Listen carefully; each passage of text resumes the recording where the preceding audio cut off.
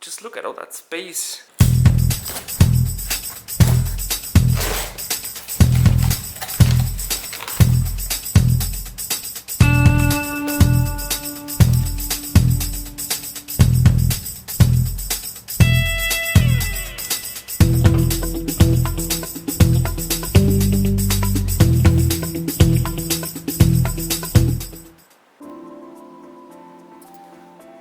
Alright, so those Super Record brakes were meant for this bike, Campagnolo Super 6 Evo, because those brakes wouldn't work on it, the SRAM Red Aerolink. So we have a flagship brake from SRAM, the top of the line SRAM Red, and they're pretty bust. They would need a service, and I'm not really a fan of those, to be honest. The Campagnolo Super Record work really well. They have indeed bearings inside of them, so they're pretty long lasting, and you can see the SRAM Red are already like not dead, but pretty worn, pretty used. Super Record will go on much longer, I reckon. Also, you get 28mm tire clearance, which is great. Just look at all that space, especially on the side, so the tire can really grow fat. There's no worries. Also here we have a lot of clearance. I reckon you could get a 28 tubeless in there even if you want to.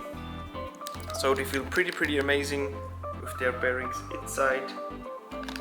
They come in about 330 grams, as you saw before. So a great overall brake, and I just mounted them and they work great already. If you have seen my previous video about the SRAM Red brakes, you can see here I mounted them, and right as well as left, both arms move in the exact same manner. This is what you want, a nicely centered brake.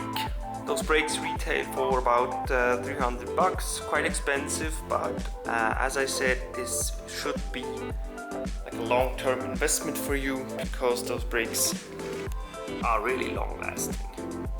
Let's compare them to the Shimano Ultegra.